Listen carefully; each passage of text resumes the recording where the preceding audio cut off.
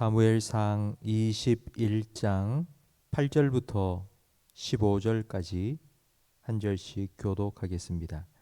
다윗이 아히멜렉에게 이르되 여기 당신의 수중에 창이나 칼이 없나이까? 왕의 일이 급함으로 내가 내 칼과 무기를 가지지 못하였나이다 하니 제사장이 이르되 내가 엘라 골짜기에서 죽인 블레셋 사람 골리앗의 칼이 보자기에 쌓여 에봇 뒤에 있으니 내가 그것을 가지려거든 가지라. 여기는 그것밖에 다른 것이 없느니라 하는지라. 다윗이 이르되 그 같은 것이 또 없나니 내게 주소서 하더라. 그날에 다윗이 사울을 두려워하여 일어나 도망하여 가드 왕 아기스에게로 가니 아기스의 신하들이 아기스에게 말하되 이는 그 땅의 왕 다윗이 아니니까. 무리가 춤추며 이 사람의 일을 노래하여 이르되 사울이 죽인 자는 천천히요 다윗은 만만이로다 하지 아니하였나이까 한지라.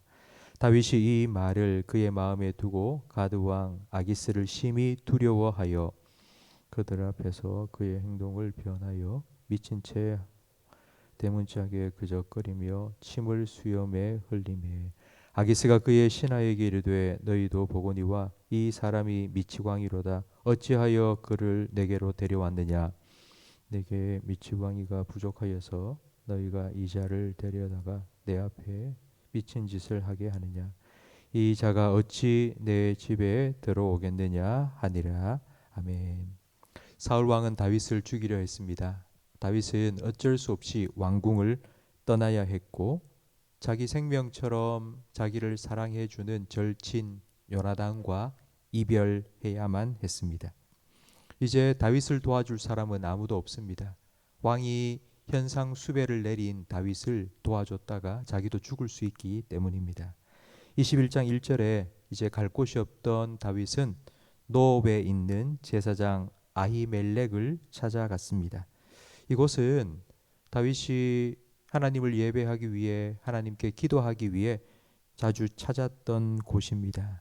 그러나 이번에는 그곳에 갔어도 그의 눈에는 하나님이 보이지 않고 그의 마음에는 하나님이 계시지 않았습니다. 왜냐하면 자기를 죽이려고 하는 사울 왕이 너무나도 크게 그의 마음속에 자리 잡고 있었기 때문입니다. 8절 말씀에 보면 다윗은 아히멜렉을 만나서 제사장을 만나서 이렇게 말합니다. 기도해 주세요 라고 말한 것이 아니라 여기 창과 칼이 없습니까? 하나님께 제사 드리러 온 사람이 하나님의 은혜는 구하지 않고 창이나 칼이 있느냐고 묻습니다. 마침 거기에는 골리앗의 칼이 보관되어 있었습니다. 골리앗의 칼, 그 칼은 다윗의 제일 첫 번째이자 가장 큰 업적이고 다윗에게는 훈장과도 같습니다. 다윗은 아마 자기가 그 골리앗의 칼을 들어 올리면 사울은 천천히요 다윗은 만만이라고 외쳤던 사람들이 자기에게로 모일 것이라고 기대했을 것입니다. 그런 다윗에게 제사장 아히멜렉은 이렇게 말합니다. 네가 엘라 골짜기에서 죽인 블레셋 사람 골리앗의 칼이 여기 있다고. 제사장 아히멜렉은 다윗에게 그때의 일을 상기시킵니다. 다윗이 골리앗을 상대할 때 그의 손에는 칼이 없었습니다. 물맷돌과 막대기 뿐이었습니다. 상대도 안 되는 싸움이었지만 하나님께서는 그를 지켜 주셨고 그에게 승리를 주셨습니다. 제사장 아히멜렉은 이렇게 지금 말하고 있는 것입니다. 지금 네가 어떤 어려움에 처해 있는지 모르겠지만 이 칼이 골리앗의 칼이 너를 지켜주고 너를 구원해 줄 수 없다. 너를 지키고 구원해 주실 분은 오직 하나님밖에 없다.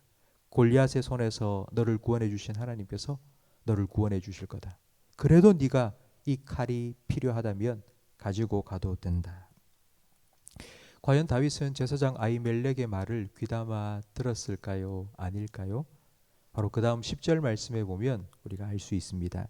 그날에 다윗이 사울을 두려워하여 일어나 도망하여 가드 왕 아기스에게로 가니.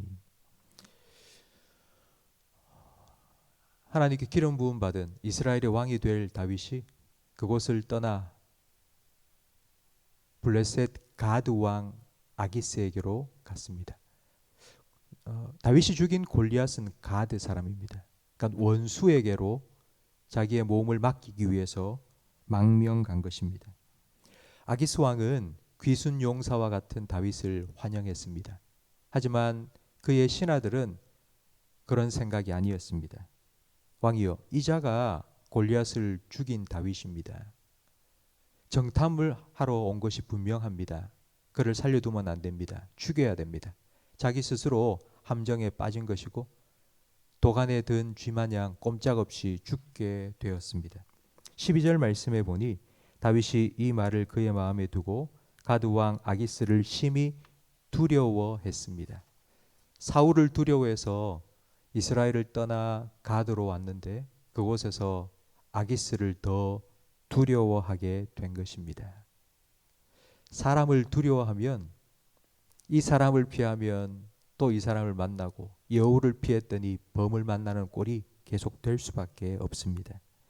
13절에 다윗은 아기스 왕으로부터 죽임 당함을 피하기 위해서 목숨을 부지하기 위해서 미친 채 하고 대문짝에 그적거리며 침을 수염에 흘렸습니다. 이런 다윗이 상상되십니까? 나는 만군의 여호와 이름으로 나아가노라 골리앗을 향하여 달려갔던 그 다윗이 지금은 미친 채 하고 있습니다. 여러분, 왜 이런 일이 일어난 것일까요? 바로 두려움 때문입니다.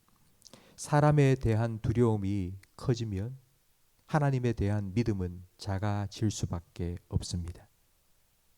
다시 믿음을 회복해야 됩니다. 하나님을 바라보아야 하고 하나님으로 채워야 합니다. 하나님으로 채워져야지 사람을 향한 두려움이 점점 사라집니다. 성도 여러분, 지금까지 다윗의 고통을 우리는 살펴봤습니다. 다윗은 왕의 사위였지만 왕의 사위로서의 지위를 잃었습니다. 그를 도와줬던, 그를 위해 기도해 주었던 영적 지도자 사무엘도 죽었습니다. 그를 사랑하던 절친 요나단과도 이별했습니다. 이제 마지막으로 남은 건 다윗의 자존심입니다. 사람이 돈도 잃고 건강 잃고 다 잃어도 끝까지 지키고 싶은 마지막 한 가지가 자존심입니다. 자존심이 무너진다? 그건 죽음과도 같은 것입니다. 그런데 하나님께서는 다윗의 자존심마저 철저하게 무너뜨리셨습니다. 침을 질질 흘리며 미친 척 하는 상황에 이르게 만드셨습니다. 이 과정이 다윗에게는 정말 죽음과도 같은 고통이었습니다. 하나님 왜 이렇게 하실까요? 하나님 왜 이렇게 다윗을 힘들게 만드실까요? 죽을 정도로 고통스럽게 만드시는 걸까요? 이렇게만 하셔야 되는 걸까요? 이렇게 해야지만 믿음이 생기는 걸까요? 그 이유가 고린도후서 1장 8절에 나옵니다. 형제들아, 우리가 아시아에서 당한 환난을 너희가 모르기를 원하지 아니하노니 힘에 겹도록 심한 고난을 당하여 살 소망까지 끊어지고 우리는 우리 자신이 사형 선고를 받은 줄 알았으니 이는 우리로 자기를 의지하지 말고 오직 죽은 자를 다시 살리시는 하나님만 의지하게 하심이라. 아멘. 하나님만 의지하게 하심. 이것이 성도의 성공입니다. 세상에 다른 것 다 잃어버려도 하나님을 바라볼 수 있는 믿음이 있다면 성도는 다시 일어설 수 있습니다. 하나님만 의지하는 믿음. 그것이 성도의 성공입니다. 우리의 믿음의 주 되신 예수님께서도 십자가 위에서 이런 믿음을 보여주셨습니다. 손발이 못 박히고 이제 죽음 앞에서 예수님께서는 내 영혼을 아버지 손에 부탁드립니다 라고 기도하셨습니다. 한 치 앞도 내다볼 수 없는, 한 번도 경험해 보지도 못하셨던 죽음의 순간 앞에서 내 영혼을 아버지께 부탁드립니다. 바로 이것이 주님께서 우리에게 보여주신 믿음입니다. 성도 여러분, 살아가다 보면 다윗의 상황처럼, 지금 이 다윗의 상황처럼 정말 죽을 것 같다, 정말 죽을 것 같다 싶은 순간이 찾아올 때가 있습니다. 다윗처럼 손, 발 다 잘려나가고 정말 아무것도 할 수가 없을 것 같은, 이제 남은 것 딱 하나, 알량한 자존심. 그런데 그것까지도 와르르 무너져 사람들 앞에서 미친 척하고 침을 질질 흘리며 그런 모습을 보여주어야 될 그런 비참한 상황에 빠질 그때에 우리가 할 수 있는 일은 오직 한 가지밖에 없습니다. 하나님 바라보고 하나님만 의지하는 것입니다. 성도 여러분, 절대 절망은 절대 신앙으로 이어집니다. 우리가 하나님을 바라볼 때에 절대 절망은 그 순간 절대 신앙으로 변합니다. 예수님처럼 내 영혼을 아버지 손에 부탁드립니다 라는 기도를 하나님께 드리시기 바랍니다. 하나님만이 나의 참 의지이십니다. 나의 참된 소망이고 하나님만이 나의 도움이십니다. 나의 힘과 능력이십니다 라고 여러분 고백해 보시기 바랍니다. 절대 절망의 고통이 절대 의존의 신앙으로 변화될 것입니다. 바로 이 과정을 통해서 다윗은 다윗이 되었습니다. 내 마음에 합한 사람이라고 하나님의 인정받는 믿음의 사람으로 하나님께서는 그를 빚어 가셨습니다. 성도 여러분, 여러분에게 어떤 어려움이, 고통이 찾아왔습니까? 그건 하나님을 바라보라는 의미입니다.